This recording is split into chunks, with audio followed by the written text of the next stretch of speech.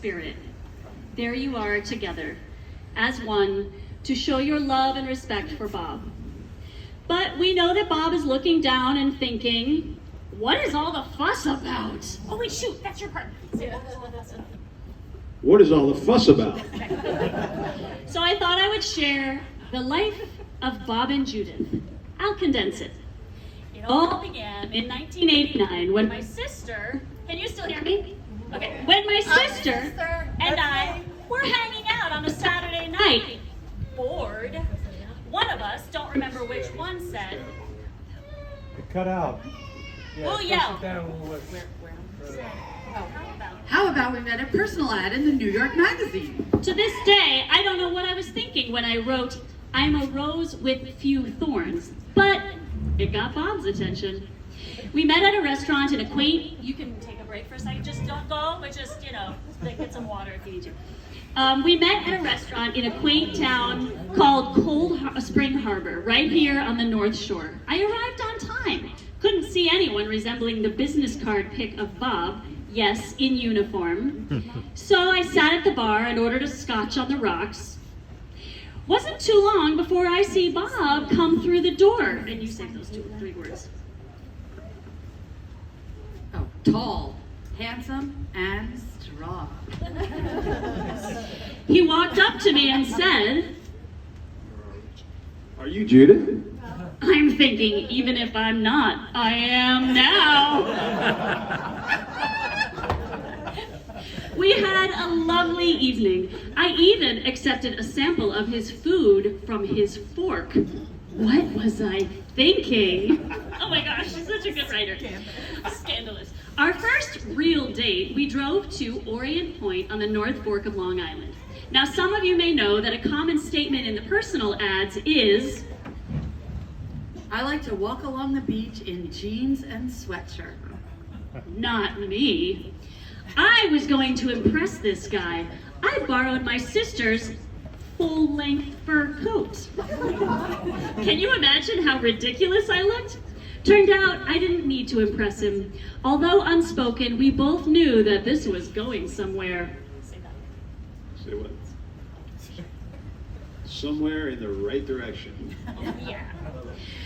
During the time we dated, I mentioned that I had planned a trip across the pond. Rather shyly, Bob said, Mind if I joined you? Mind? I'll even pay for the airfare. It was there that Bob proposed. Will you be my wife?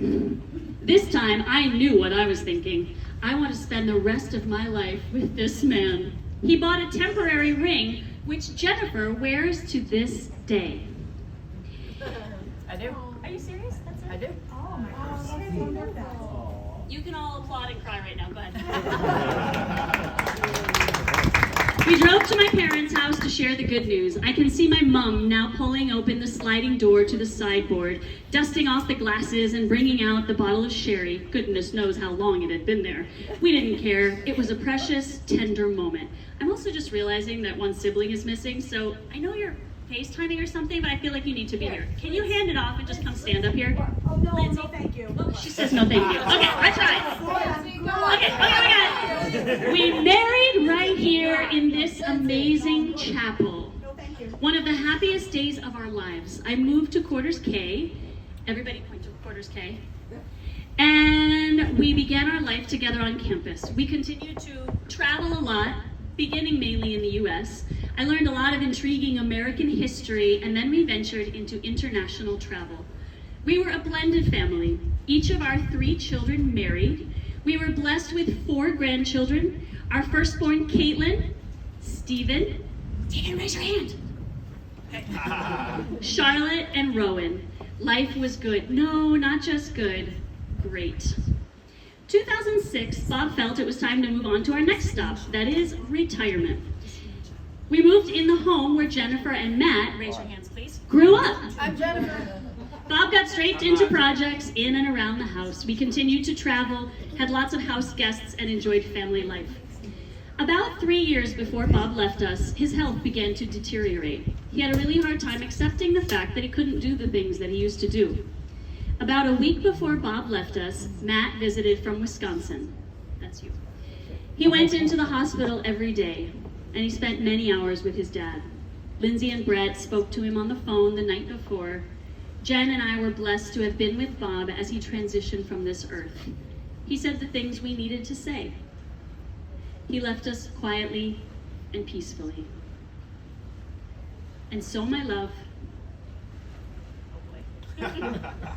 until we meet again in that beautiful place called heaven, be happy, reunited with your mom Elizabeth, your dad Philip, with Phyllis and Stephen, Uncle Rudy, Admiral Stewart, and Pete Rackett, whose sister is there today. We love you. God bless.